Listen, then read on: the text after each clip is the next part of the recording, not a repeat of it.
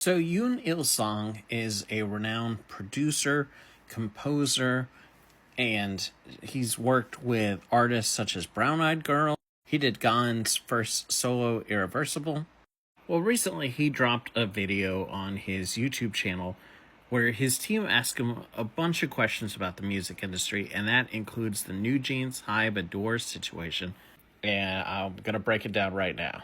So at first, I don't want to just paper over this. There's been a lot of just like headlines that's like producer blast, NewJeans, and I don't think it's that clear. There's definitely some elements where he's going to really emphasize, like his view on contracts, but he also feels for the members, and that's kind of throughout. So first of all, he says in quote, "Contracts are not something to be taken lightly. If you claim to care about an artist, you should never expose them to risk. That's not true affection." So on the one hand, obviously he's really emphasizing contracts, saying they should be respected, but also that they should be written in a fair way that protects artists from harm. Now he does kind of pivot from there, though, and seems to put a lot of blame for the situation on the adults around the NJZ members, specifically saying, and I quote again, "It truly saddens me to see them in this situation.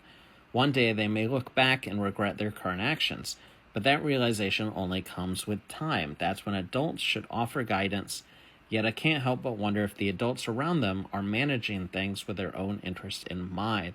And okay, that's speculation, but I want to push back, because Honey, in this BBC interview, specifically addressed this. The interviewer asked about the rumor/accusation that adults were essentially in charge of the members' decisions. And she said, because we're really young, that's an easy way to devalue the fact that we're trying to do something about this issue.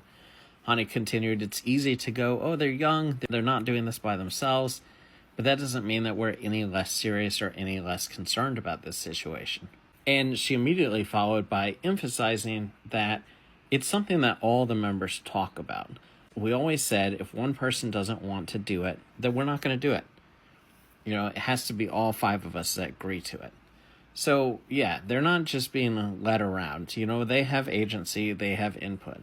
Yoon does seem to, he emphasizes contracts again, but then he also says, quote, "Once you sign a contract, it should be fulfilled. After that, you can start claiming your rights."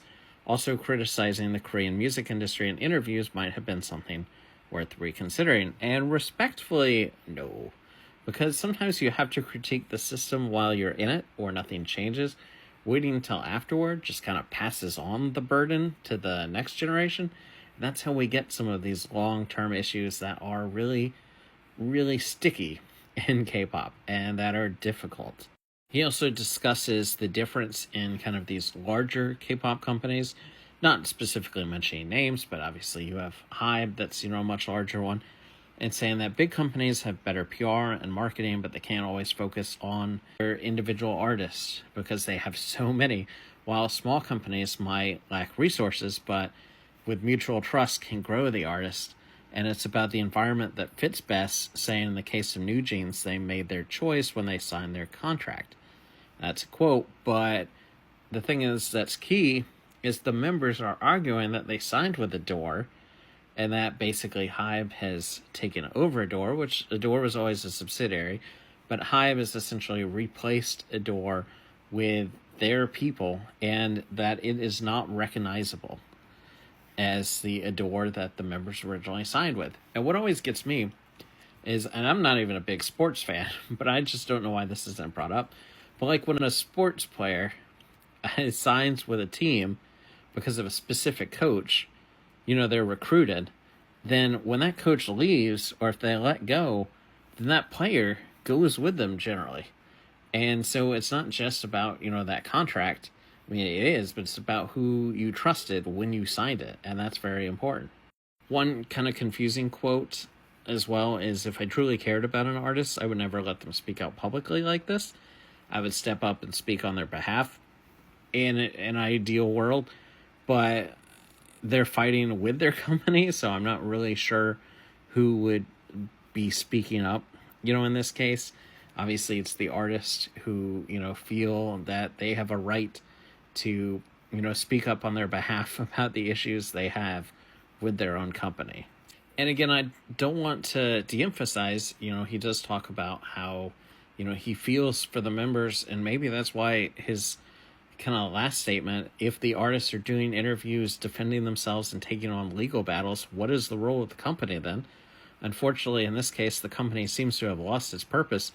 Really hits hard, because that's pretty big. It's definitely obviously not defending HYBE or ADOR, but it's saying, like, if your idols, are the ones that are really carrying kind of the burden, what is the point of the company? What are you even doing? And even though he's really emphasizing, these strict contracts and, sticking to the letter of the contract, which, we, never see that. We just know K-pop contracts tend to be fairly strict.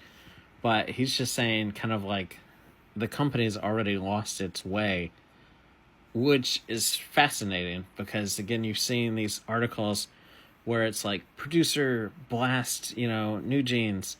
And I'm like, he's kind of swinging for everybody and coming out. So, like all things with this case, it's a lot more nuanced.